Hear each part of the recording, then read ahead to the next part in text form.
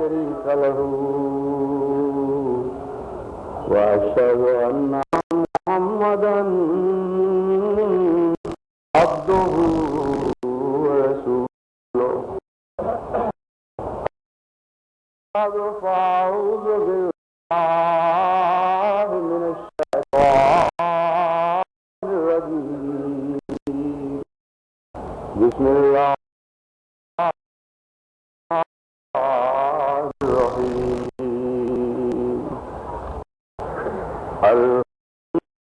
الحمد لله رب العالمين الرحمن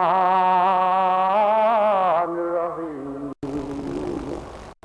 مالك يوم الدين إياك نعبد وإياك نستعين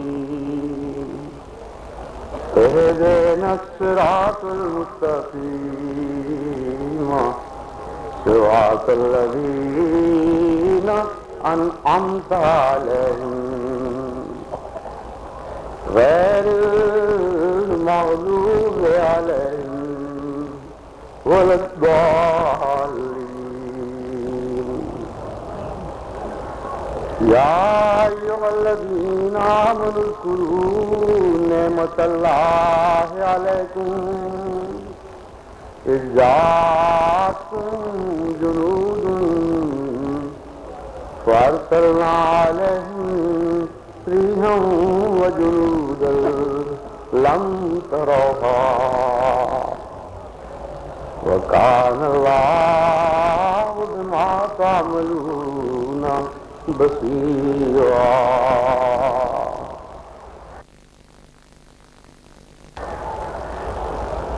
حضرت صلی اللہ علیہ وآلہ وسلم نے جن دفاعی جنگوں میں حصہ لیا جو محض اس لیے آپ کے خلاف برپا کی گئیں کہ آپ اپنے رب کا پیغام تمام دنیا کو پہنچا رہے تھے، ان جنگوں کو اصطلاح میں غزوہ کہا جاتا ہے، یعنی جن میں حضور اکرم نے بنفس نفیس حصہ لیا. آج کے موضوع کے لیے میں نے جنگ احزاب کو منتخب کیا ہے، اور مقصد یہ نہیں کہ اس جنگ کی تفاصیل سے آپ کو آگاہ کروں، بلکہ مقصد یہ ہے کہ حضرت محمد مصطفیٰ صلی اللہ علیہ وآلہ وسلم پر اس جنگ نے جب مصائب کے پہاڑ توڑے تو حضور اکرم صلی اللہ علیہ وآلہ وسلم کا اسوہ ان مصائب میں سے کس شان کے ساتھ سر بلند کر کے نمودار ہوا. لیکن مختصراً اس کا پس منظر بتانا بھی ضروری ہے. مجھ سے پہلے مکرم محترم مولانا عبد المالک خان صاحب میرے اس کام کو آسان فرما چکے ہیں. یہ جنگ وہ تھی جو جنگ احد کے بعد دشمن نے نیت سے شروع کی کہ اسلام کی کلیتاً بیخ کر دی جائے اور کوئی ایک بیج بھی اسلام کا باقی نہ رہے. مکہ کے قریش اور دوسرے بڑے بڑے عرب قبائل جو جنگجو تھے اور نہایت سفاکی اور سخت دلی میں مشہور تھے، بنو قریظہ، بنو سعد، بنو غطفان، بنو مرہ، بنو اسد وغیرہ، یہ سارے کے سارے کسی نہ کسی رنگ میں جنگ میں شریک ہوئے. حضور صلی اللہ علیہ وسلم نے جب مشورہ فرمایا تو حضرت سلمان فارسی نے خندق کھودنے کا مشورہ دیا، کیونکہ مدینے کے مشرق سے دشمن یکلخت حملہ کر سکتا تھا اور باقی سمتیں قدرتی دفاع رکھتی تھیں، اس لیے وہاں سے اچانک حملے کا خطرہ نہیں تھا. چنانچہ اس جنگ کا آغاز اس محنت شاقہ سے ہوتا ہے جو تقریباً 3 ہفتے تک مسلمانوں نے حضور صلی اللہ علیہ وآلہ وسلم کی معیت میں برداشت کی. پتھریلی زمین تھی، سردی کا یہ عالم تھا کہ روایات میں آتا ہے کہ بہت کم ایسی سردی پڑی تھی جتنی اس سال سردی پڑی ہے۔ اواخر جنوری کا قصہ ہے، حضور اکرم صلی اللہ علیہ وآلہ وسلم اپنے صحابہ کے ساتھ مزدور کی صورت میں دن رات کام کر رہے تھے، اور غربت کا یہ عالم تھا، صحابہ پر فاقے پڑ رہے تھے، مسلسل زندان میں سامان بھی پورا اثر نہیں تھا۔ حضرت ابوبکر اور حضرت عمر اپنے مٹی بھر بھر کے ڈال رہے تھے، تقریباً 3 میل لمبی خندق کی کھدائی کرنا کوئی معمولی بات نہ تھی۔ حضرت محمد مصطفیٰ صلی اللہ علیہ وسلم دوسرے عام مزدوروں کی باعث میں شریک رہے، دن رات اللہ کے مزدوروں کا جو خندق کھودنے میں مصروف تھا، حضور صلی اللہ علیہ وآلہ وسلم اس کی نگرانی پر اور ساتھ کام بھی کرتے جاتے تھے۔ میں سوچتا ہوں کہ معزز مزدور دنیا میں ایک ہی بات سے ظاہر ہوئے کہ صفوں میں سب دنیا کا ایک عام مزدور کی طرح محنت کر رہا تھا اور سب جفاکشوں سے بڑھ کر جفاکشی کے جوہر دکھا رہا تھا۔ آسمان کی آنکھ میں بھلا پہلے کب دیکھا تھا کہ محمد رسول اللہ والذین معہ، کہ محمد مصطفیٰ اللہ کے رسول اور آپ کے خوش نصیب ساتھی عباد الرحمان کا یہ گروہ جو تخلیق کائنات کا خلاصہ تھے، وہ زمین و آسمان کو اور ہر چیز کو جو ان کے درمیان ہے مسخر کر دیا، خود اپنے رب اور اپنے خالق کے حضور ساری کائنات یہ سخت جان جوخوں کی مزدوری میں مصروف تھے۔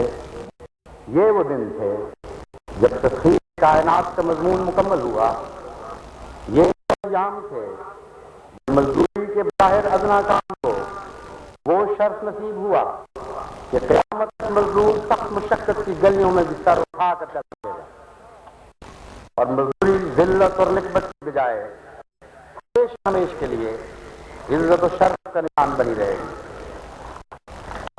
اس دوران جو 2 اہم واقعات پیش آئے، یعنی کفار مکہ کے قبل حضور اکرم صلی اللہ علیہ وآلہ وسلم کے خندق کھودنے کے دوران، ان 2 واقعات کا ذکر مکرم محترم مولانا عبد المالک خان اپنی تقریر میں بیان فرما چکے ہیں۔ میں ان کے بعض ایسے پہلو آپ کے سامنے نمایاں کرنا چاہتا ہوں جو حضور صلی اللہ علیہ وآلہ وسلم کے اخلاق خاص طور سے روشنی ڈالتے ہیں۔ وہ شیطان جس کا ذکر ہوا ہے اتنی سخت تھی کہ سلمان فارسی جیسے مضبوط اور جرادی انسان کی پیدر پہ گربوں سے بھی نہ ٹوٹی۔ صحابہ کی طرح حضور بھی تو تھکے ہوئے تھے اور جسمانی لحاظ سے کمزور تھے، سردی نے آپ کو بھی نہیں ڈھال کر رکھا تھا، لیکن صحابہ جس توقع سے حضور کی جانب دیکھتے تھے وہ یہ تھی کہ وہ کام جو مشکل سے مشکل ہو وہ حضور فرماتے تھے۔ صحابہ نے ضروری سمجھا کہ حضور اکرم کو اس وقت اطلاع دی جائے۔ حضور نے تو نہ فرمایا کہ دیکھو میں بھی تو فاقہ زدہ ہوں، میں بھی تو کمزور ہوں، میں بھی تو تمہاری طرح مشقت میں مصروف ہوں، مجھ سے زیادہ طاقتور لوگ ہو، اگر پتھر نہیں ٹوٹتا تو اس کے دائیں بائیں پہلے سے گزر جاؤ۔ فرمایا نہیں ہے تو میں خود آتا ہوں۔ انتظامی امور کے متعلق کیسا عظیم شان نمونہ ہے۔ انتظام کے سربراہ کا کام ہے کہ خود موقع پر جا کر ایسے حالات جائے اور اپنی کی کوئی پرواہ نہ کرے، وہاں پہنچے اور کدال سلمان کے ہاتھ سے لیا اور فرمایا کہ میں کوشش کرتا ہوں۔ ایک ضرب لگائی اور پتھر کا جیسے دل ٹوٹ گیا ہو، اس میں شگاف پڑ گیا۔ دوسری ضرب لگائی، وہ پتھر 2 ٹکڑے ہو گیا۔ تیسری ضرب لگائی اور صحابہ کہتے ہیں کہ وہ ریت کے ذروں کی طرح ہمارے لیے نرم ہو گیا۔ اس میں حقیقی نشان، حقیقی پیغام یہ ہے کہ خدا کی خاطر اس کے بندے جب بظاہر ناممکن کام کو بھی اپنے ہاتھ میں لے لیتے ہیں، اللہ پر توکل کرتے ہیں، تو ان کی عزت اور وقار کو قائم کرنے کے لیے غیر معمولی جلوے اپنی شان کے ظاہر فرمایا کرتا ہے۔ لیکن صرف ایک بات کہ پتھر ٹوٹ گیا. حقیقت یہ ہے کہ اسی دن کیسے و کسرا کی تقدیر کے بھی فیصلے ہوئے. حقیقت یہ ہے کہ اس دن یمن کی بادشاہی کے پامال ہونے کی ضرورت نہیں.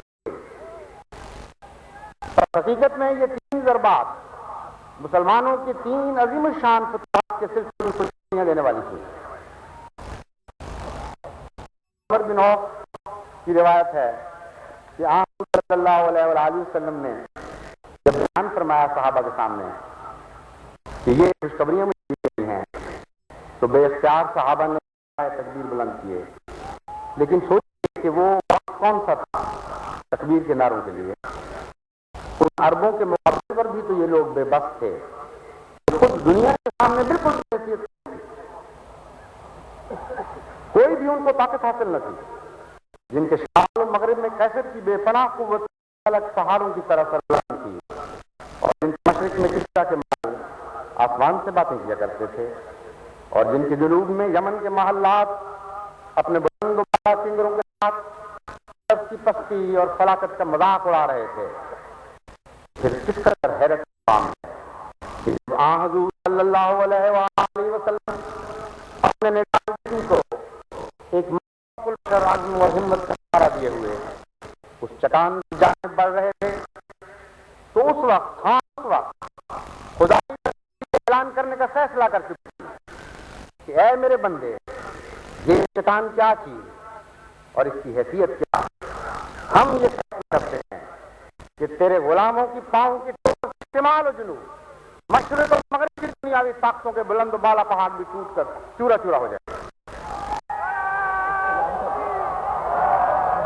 اے میرے بندے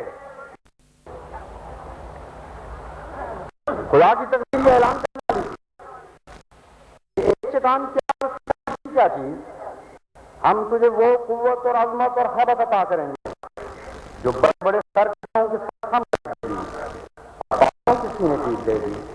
بس اے شمال و جنوب مشرق و مغرب کے پاس تجھ پر سلام.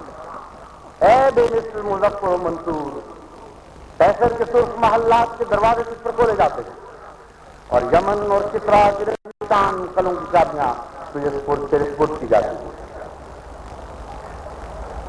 لیکن ایک اور عظیم الشان پہلو اس واقعے میں یہ ہے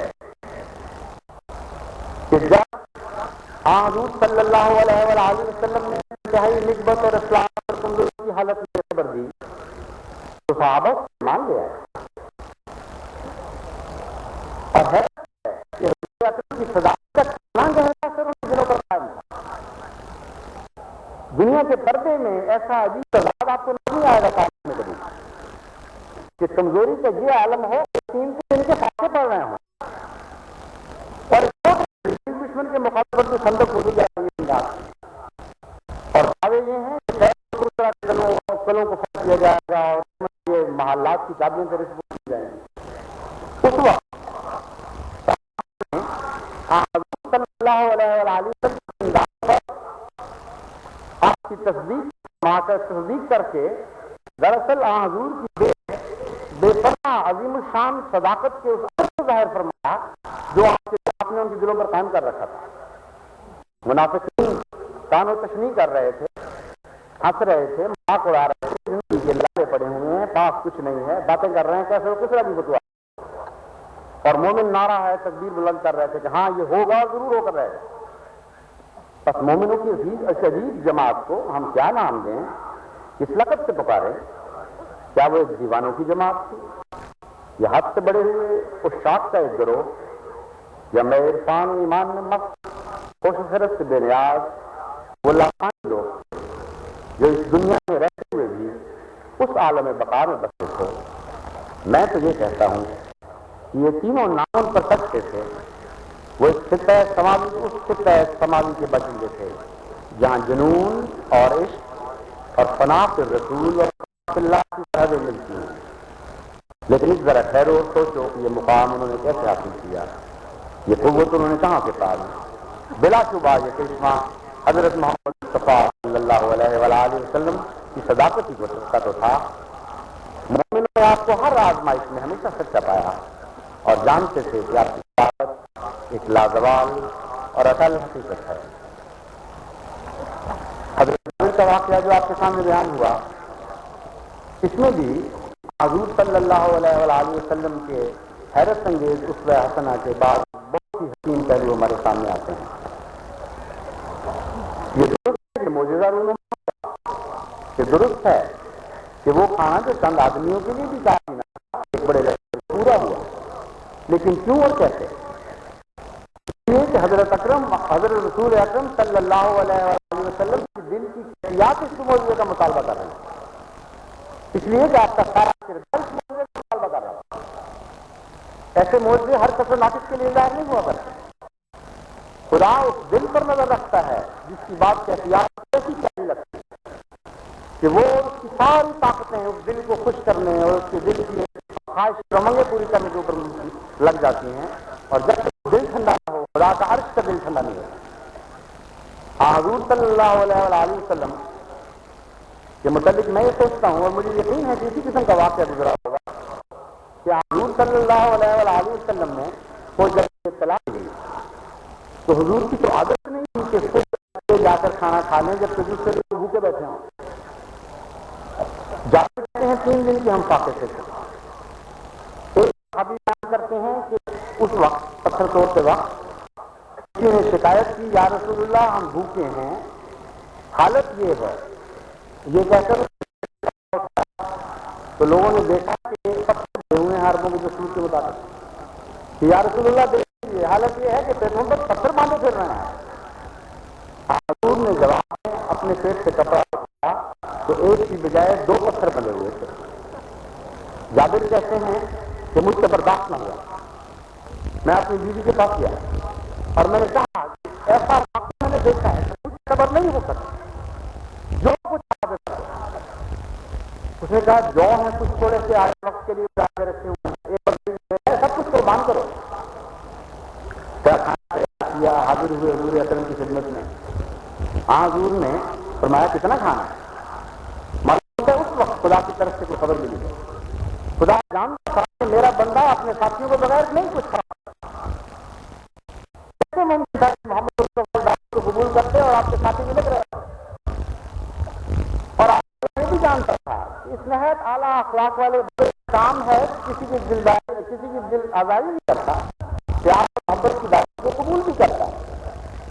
لازماً اس وقت اللہ تعالیٰ نے آپ کو خوشخبری دی کہ بظاہر یہ جابر کی دعوت ہے، لیکن میں تمہیں بتاتا ہوں کہ میں تجھ پر ایک معاہدہ اتارنے والا ہوں، ایک ایسا دسترخوان کہ 1000 یا 1200 بھوکے تو کیا، اگر 12 کروڑ یا 12 بھوکے بھی ہوں گے تو دسترخوان نہیں ختم ہوگا جب تک ہر ایک کا پیٹ نہ بھر جائے۔ تب یہ صاحب کوثر کے دل کا چشمہ تھا جس سے وہ رزق جاری ہوا، اور اس سے صحابہ نے استفادہ کیا۔ مسلمانوں کی حالت ذات اور جو دن بدن بڑھتے چلے گئے، یہاں تک کہ صحابہ نے باوجود کوشش کے، باوجود انتہا کے اخلاق کے اب جان باقی نہیں رہی تھی۔ سب صحابہ جانتے تھے، لیکن سب سے بڑے حضرت محمد مصطفیٰ جانا کرتے تھے۔ روایت میں آتا ہے کہ ایک مرتبہ حضور کی پھٹ کر آنکھ لگ گئی۔ مشکل یہ تھی کہ آنکھ تو ویسے بھی لگ جایا کرتی تھی، لیکن وقت وقت کی خبریں، منٹ کی خبریں صحابہ حضور کو پہنچاتے، اس لیے اس حضرت ابو بکر اور حضرت عمر دونوں پیرے کھڑے ہو گئے کہ آپ کوئی جگہ کے تو دیکھ ہمارے آقا تھے، ہم نہیں جگانے دیتے۔ ان حالتوں سے تو آپ چلایا جاتا تھا۔ ہم نے مائیں دیکھی ہیں جو بچوں کے لیے جایا کرتی ہیں، بیمار بچوں کے لیے، بعض مسلسل کئی راتیں جا سکتی ہیں۔ شاید کوئی ایسی بھی ماں ہو کہ تھک کر نڈھال ہو کر اس کا سر تکیے پر ڈھلک گیا ہو اور بیمار بچہ اٹھ کھڑا ہو کہ میں اپنی ماں کو جگانے نہیں دوں گا۔ کچھ ایسی ہی کیفیت اس وقت تھی۔ وہ صحابہ جن کے لیے حضرت محمد مصطفیٰ جاگا کرتے تھے، اب وہ جاگ کر کھڑے تھے کہ ہم اپنے آقا کو جگانے نہیں دیں گے۔ صحابہ اطاعت کا مجسمہ تھے، لیکن کمزوری کا عالم یہ تھا کہ باوجود خواہش کے بعض اوقات حضور کی آواز کا جواب بھی نہیں دے سکتے۔ ایک شدید سردی کی رات کو یہ واقعہ پیش آیا کہ حضور صلی اللہ علیہ وآلہ وسلم نکلے اور آپ نے صحابہ کو آوازیں دی، کوئی جواب نہ آیا. آپ نے حذیفہ کو نام لے کر بلایا لیکن کوئی جواب نہ آیا. حضور اکرم حذیفہ کو تلاش کر وہاں پہنچے اور پاؤں سے مس کر کے پوچھا کہ حذیفہ تم ہو؟ کہا یا رسول اللہ ہے. فرمایا میری آواز نہیں سن رہے تھے؟ سن رہا تھا یا رسول اللہ. جواب نہیں دیا جاتا. حضور نے فرمایا اٹھو میں تمہیں کام دینا چاہتا ہوں. حذیفہ کہتے ہیں میں اٹھا اور حضور نے میری دعا کی اور دعا کی برکت یہ تھی کہ نہ کمزوری کا احساس، نہ بھوک کا پتہ، نہ سردی کا کچھ احساس. میں اس طرح ہرن کی طرح دوڑتا ہوا گیا اور دشمنوں کے قافلوں میں خندق عبور کر کے پہنچا اور پھر خبروں سے واپس آیا. سوال یہ ہے کہ جب صحابہ نڈھال سے اس قدر، وہ کون سا آدمی تھا، وہ کون سا صبر تھا، وہ کون سی ماں طاقت تھی جو محمد مصطفیٰ صلی اللہ علیہ وسلم کو لیے پھر رہی تھی اور اپنی ذمہ داریوں کو کے احساس پورا کرنے کی توفیق عطا فرمائے. سنگیز وہ رہنما تھا، کبھی ایسا رہنما دنیا میں کسی نے نہیں دیکھا. خدا کی قسم کبھی دنیا میں ایسا رہنما نہ کسی نے دیکھا، نہ ایسا کبھی دیکھ سکے. جو خبر لے کر آئے اس سے پتہ چلتا ہے کہ وہ اتنا اہم وقت تھا کہ اگر وہ خبر اس وقت نہ دی جاتی تو صحابہ کے اوپر بہت بھاری مشکلات کا وقت پڑ سکتا ہے. جب حضرت حذیفہ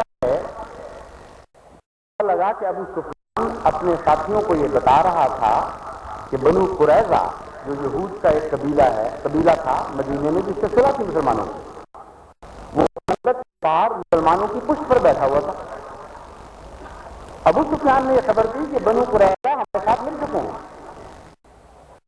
اور ہم نے یہ فیصلہ کیا ہے کہ جب ہم سامنے سے حملہ کریں گے تو اس وقت وہ پشت پر سے حملہ کریں گے اور اس طرح مسلمانوں کے دفاع کا کوئی سوال نہیں ہے. یہ وہ خبر تھی جو اس موقع پر حضرت ابو حذیفہ نے آ کر حضور کو بیان کی اور پھر حضور نے ایک وفد بھیجا. یہ ایک واقعہ جس سے بیان ہوگا. لیکن اب میں بتاتا ہوں کہ جب کفار مکہ پہنچ کر لنگر انداز ہو گئے انہوں نے کیا طریقہ اختیار کیا. مسلسل دن رات صحابہ کے اوپر اس طرح حملے کیے کہ وہ سو سکتے ہی نہیں تھے، آرام کر ہی نہیں سکتے. اس طرح بار بار تکلیف پہنچائی کہ دن اور رات مختلف خندق کی کمزوری پر وہ حملہ آور ہوتے اور مسلمان دوڑے پھرتے کبھی اس حصے کو بچانے کے لیے کبھی اس حصے کو بچانے کے لیے. اور ان حالات میں حضور صلی اللہ علیہ وسلم پر بڑی ذمہ داری تھی. حیرت ہوتی ہے کہ ان ذمہ داریوں کو انہوں نے ادا کیسے کیا. اور حال یہ تھا کہ حضور صلی اللہ علیہ وسلم اس وقت بھی جب صحابہ میں طاقت نہیں ہر حصے کی حفاظت کرنے کی، حضور خود کمزور حصوں کو تلاش کر کے وہاں پہنچا کرتے اور خود خرچ کرتے تھے. ایک دفعہ حضور ایسے ہی وقت میں رات واپس آئے تھے. ایک صحابی دیکھا اور حضور جب خیمے میں داخل ہوئے تو وہ باہر پہرے کے لیے کھڑا ہو گیا. حضور سوئے تو نہیں ہوئے تھے، حضور تو دعائیں میں مصروف تھے. آپ نے اس کی آہٹ کو سنا اور فرمایا کہ میری حفاظت کو چھوڑو، میں جس طرح ہوں وہ میری آپ حفاظت کرے گا. تم جاؤ وہ کمزور حصہ خندق کا خالی پڑا ہے، میں وہیں سے آ رہا ہوں، تم وہاں جا کے حفاظت کرو. حضرت صلی اللہ علیہ وسلم کا خود صحابہ اس وقت نہ فرمانا کرو اور خدا کا خود آپ کے دل کی طرح کو دیکھ کر ایک صحابی کو بھیج دینا بتا رہا ہے کہ حضور جانتے تھے کہ صحابہ میں بڑی طاقت نہیں ہے، ان کے بس بات نہیں ہوتی تو وہ ضرور اٹھتے اور وہ ضرور کوشش کرتے.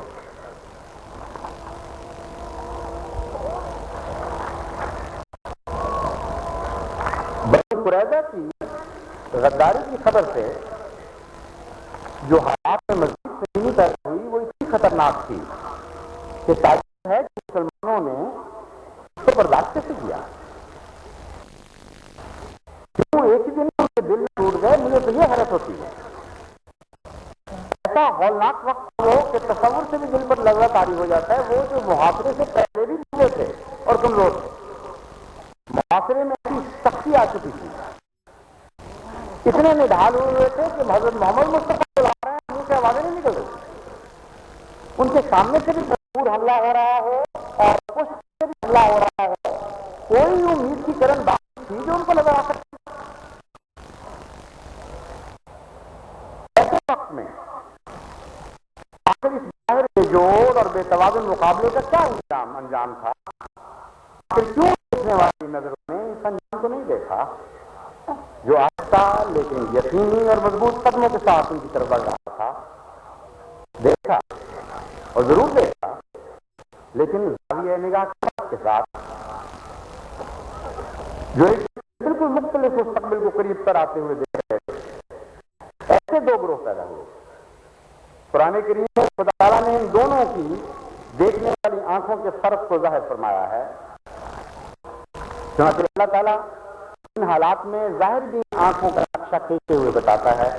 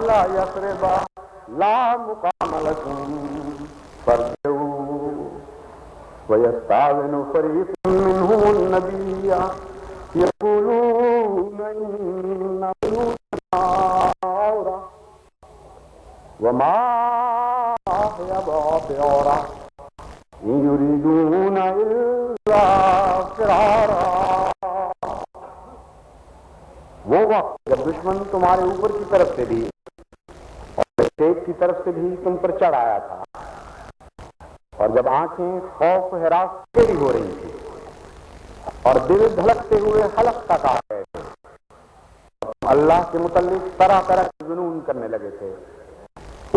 مومن ایک بڑی آزمائش میں سے گزر رہے تھے اور شدید زلزلے کے جھٹکے میں مبتلا کیے گئے تھے. وہ وقت جب کہ منافق اور دلوں کی بیمار یہ تھے کہ خدا رسول نے تو ہم سے محض جھوٹا وعدہ کیا تھا، اور ان میں سے یہاں تک کہنے لگا کہ اے مدینے والو، تمہارے لیے تو کوئی ٹھکانہ نہیں تھا، بس مرتد ہو جاؤ. ان میں سے یہ کہہ کر نبی سے اجازت مانگنے لگا کہ ہمارے گھر دشمن کی زد ہیں، حالانکہ وہ دشمن کی زد نہ تھے اور محض فرار کا ارادہ کر رہے تھے. اس وقت دور میں دشمن کی بڑھتی ہوئی طاقت کے ساتھ ساتھ دفاع کی ذمہ داریاں بڑھ رہی ہیں، اور عقب میں پیدا ہونے والے یہودی خطرے کے علاوہ منافقین اور کمزوری کھلم کھلا حقیقت مسلمانوں کے پاؤں تلے سے زمین سے رکھنے کا عالم تھا. قرآن کریم نے ان حالات کو شدید زلزلے کے نام دے کر اس تمام کیفیت کو بیان کر دیا جو مومن.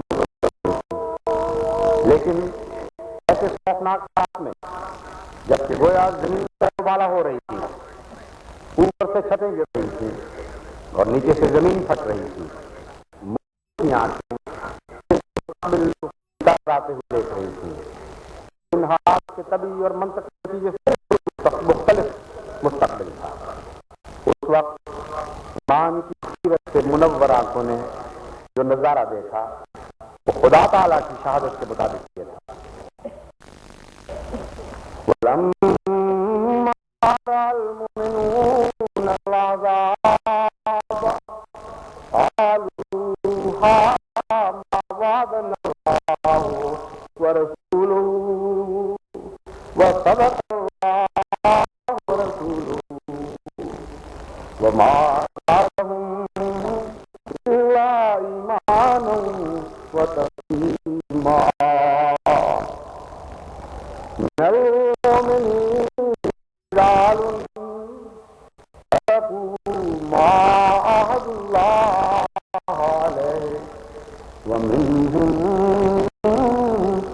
صلابه ومنهم من ينتظر وما بدلوا تبدیلا. یعنی جب حقیقی مومنوں نے حملہ دیکھا تو کہا یہ تو وہی لشکر ہیں جن کا اللہ اور اس کے رسول نے ہم سے وعدہ کیا تھا. کیسا گزارا تھا جو دو مختلف آنکھوں نے دیکھا, کیسا مختلف رد عمل جو دو مختلف دلوں نے دکھایا. وہ وعدہ جس کا ذکر کیا ہے اس آیت میں وہ قرآن کریم کی مکی صورتوں میں بیان ہوا ہے. جب آپ صلی اللہ علیہ وسلم نے دعوے کا آیا تھا ان دنوں میں جو صورتیں نازل ہوئی ان میں یہ خبر دی گئی تھی کہ جندو ما ہمارے من العذاب. پھر فرمایا گیا القمر میں تو یہزم الجمع ویولون الدبر کہ دیکھو ایسا لشکر آنے والا ہے جو آگ پر مشتمل ہوگا, لیکن ہم آگ میں خبر دیتے ہیں پیش کرتے کہ ان دشمنوں کے تصور میں بھی آئے کہ یہ واقعہ ہونے والا ہے کہ آئے گا اور لازماً پیچھ پھیر کر بھاگ جائے گا اور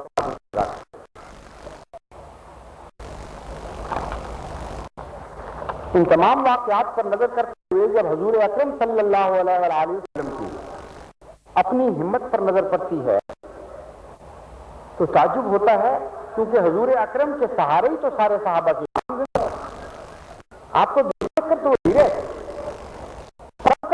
اٹھایا ہوا.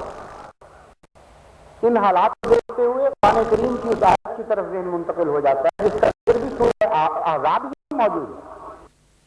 اللہ تعالیٰ فرماتا ہے إِنَّا عَرَضْنَا الْأَمَانَةَ عَلَى السَّمَاوَاتِ وَالْأَرْضِ وَالْجِبَالِ فَأَبَيْنَ أَن يَحْمِلْنَهَا وَأَشْفَقْنَ مِنْهَا وَحَمَلَهَا الْإِنسَانُ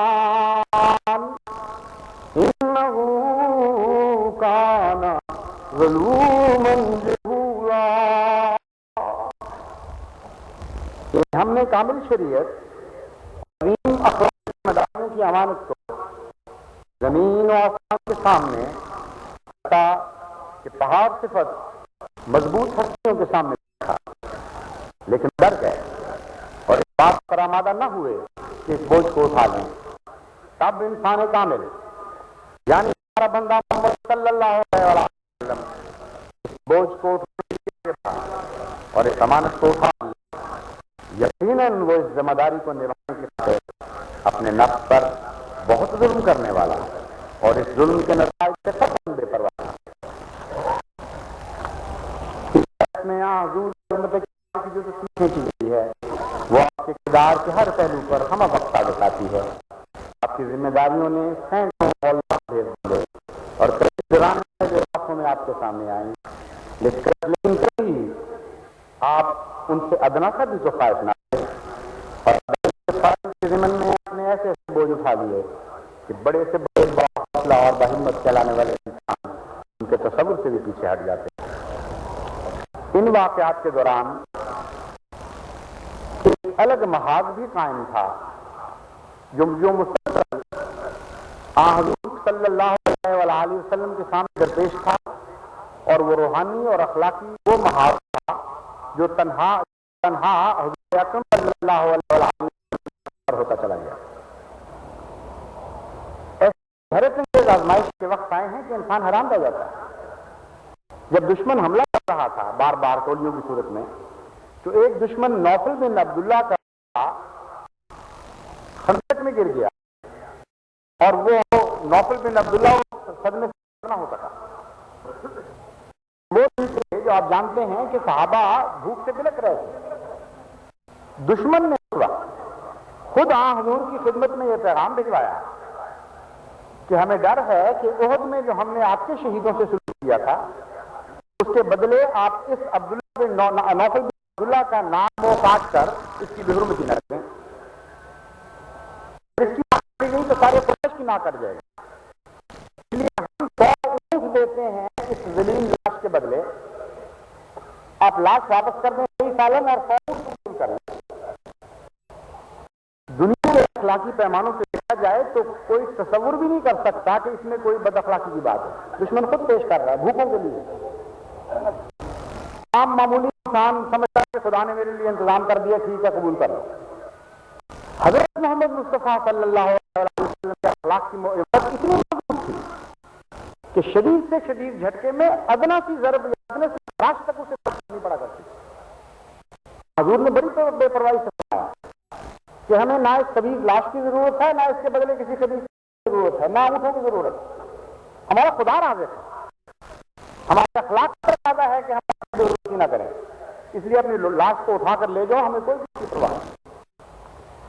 ایک اور پہلو وہاں حضور صلی اللہ علیہ وسلم کے اخلاق حسنہ کا یہ سامنے آتا ہے غیر معمولی کہ حضور سب تکلیفوں کے دوران جو دن بدن شدت اختیار کرتی چلی جا رہی تھی, کسی وقت بھی اس طرح بے قابو نہ ہوئے کہ آپ کے منہ سے دشمن کے لیے بد دعا نکلی ہو. اتنی تکالیف, اتنی مصیبتیں, حضور اکرم صلی اللہ علیہ وسلم کے دل سے بد دعا نہیں نکلتی. ہاں مگر ایک موقع پر, اور وہ موقع یہ تھا کہ دشمن نے رات کے بعد دن کو بھی اتنے حملے کیے متواتر کہ سونا یا کھانا پینا صحابہ ظہر اور عصر کی نمازیں نہ پڑھ سکے. اور حضور اکرم صلی اللہ علیہ وسلم نے یہ ساری نمازیں مغرب اور عشاء کے ساتھ بعد میں اکٹھی پڑھی.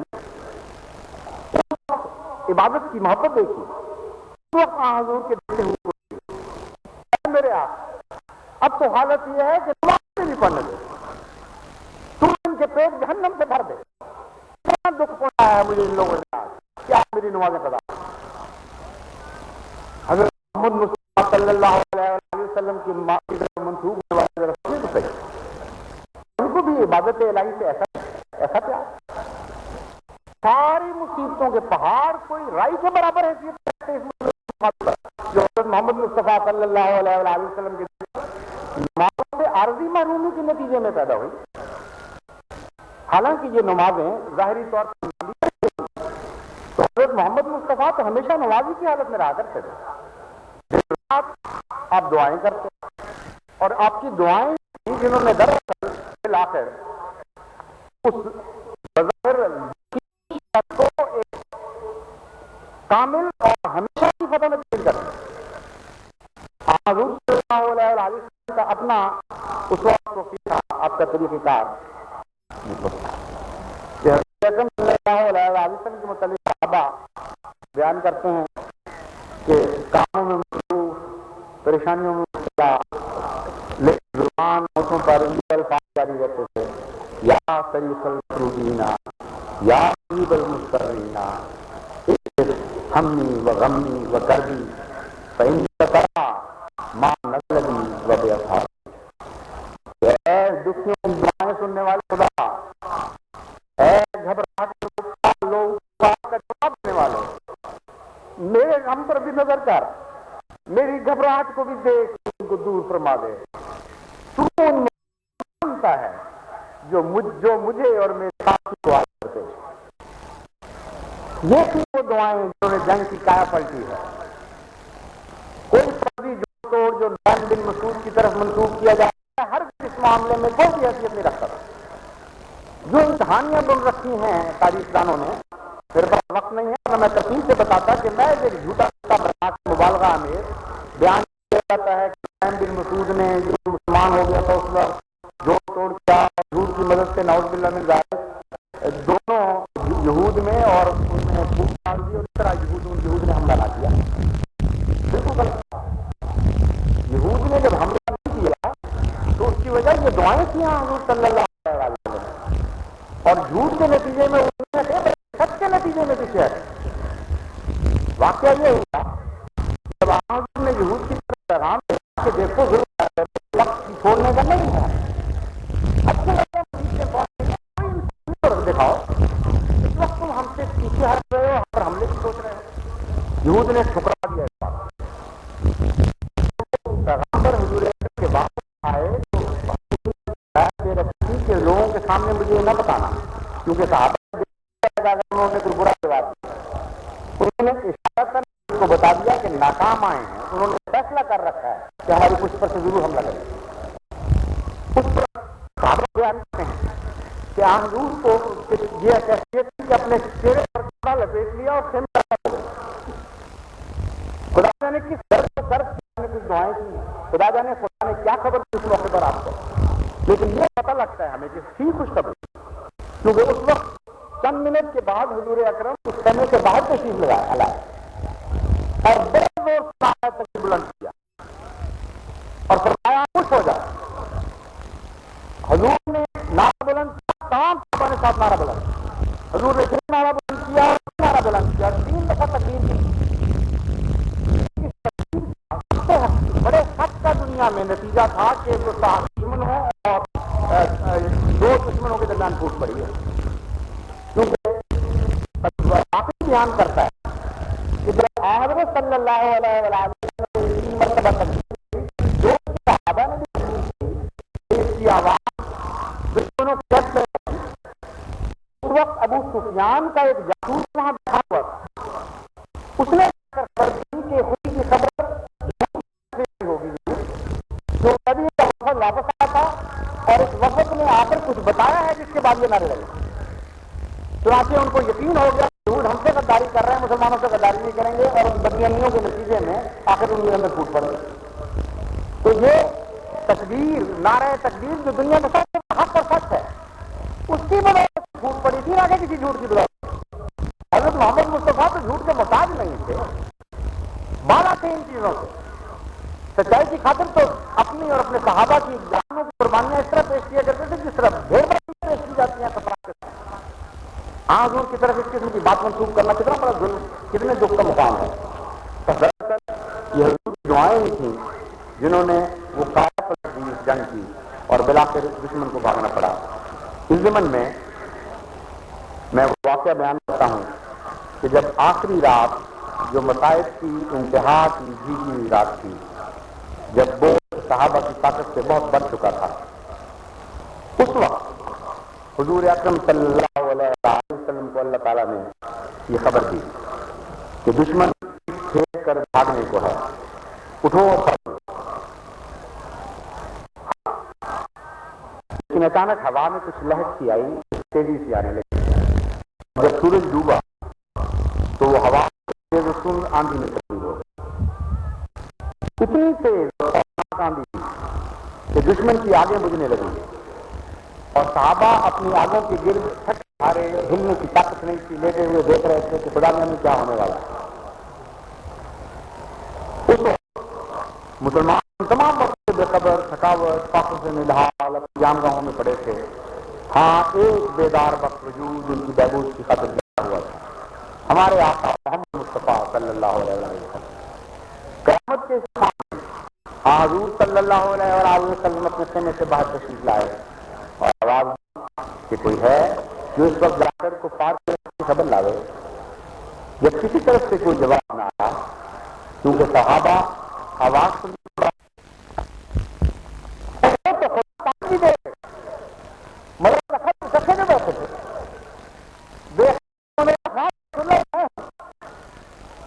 فرمایا ٹھیک ہے تم تو تک چکے ہو، میں کسی اور کو موقع دینا چاہتا ہوں۔ جب دہرائی یہ بات تب بھی کوئی نہ بول سکا۔ اس وقت حضور نے فرمایا اچھا حذیفہ تم جاؤ۔ چنانچہ حذیفہ جب حضور صلی اللہ علیہ وسلم کے کہتے ہوئے کفار کی خبر لانے کے لیے گئے تو انہوں نے جا کر خندق کے پاس جائزہ لیا تو دیکھ کے حیران رہ گئے کہ تمام اور اس ویرانی کے سوا جو بھاگتی ہوئی فوجیں اپنے پیچھے چھوڑ دیا کرتے ہیں، دشمن کا کوئی نشان نہیں دکھا۔ ہاں، گوش بصیرت سزا پر ارتعاش میں یہ نغمہ سن رہا تھا، جندم ما هنالک معذور من الاحزاب۔ کہ دیکھو خدا کے بندوں کے لیے جب خدا کی کائنات میں ہوتی ہے تو کیسے سے عجیب کام ان کے لیے دکھاتی ہے۔ وہ تند و تیز آندھی جس نے دیکھتے دیکھتے دشمن بڑے آگ کے جلاؤ بجھا دیے، اور لات و منات کے آتش قدم کی خاک اڑا دی، نور مصطفی کے نور کو بجھا نہ سکی۔ وہ آخری نور مصطفی کے شعلہ نور کو بجھا نہ سکی، بلکہ وہ تو اس رات پہلے سے بھی بڑھ کر بلند تر اور روشن تر اور قوی تر ابھرا، اور اس رات کو نور بنا دیا جو کتنے ہی اور مظالم سے کٹے آئے ہوئے دنوں کے بعد آئی تھی۔ بس آئیے ہم دعا کریں اپنے رب کے حضور اور نور مصطفی کو یہ کہہ رہے کہ اے محمد مصطفیٰ صلی اللہ علیہ وآلہ وسلم کے نور، تو جو اللہ کے علم سے ہے اب روشن رہے گا، اور مظالم اس تاریخ زمانے کو بھی روشن کر دے جو آج گزر رہا ہے، کہ تیرے نور کے سوا اس دنیا کی چلنے کا کوئی نہیں۔ اللہم صلی علی محمد وعلی آل محمد۔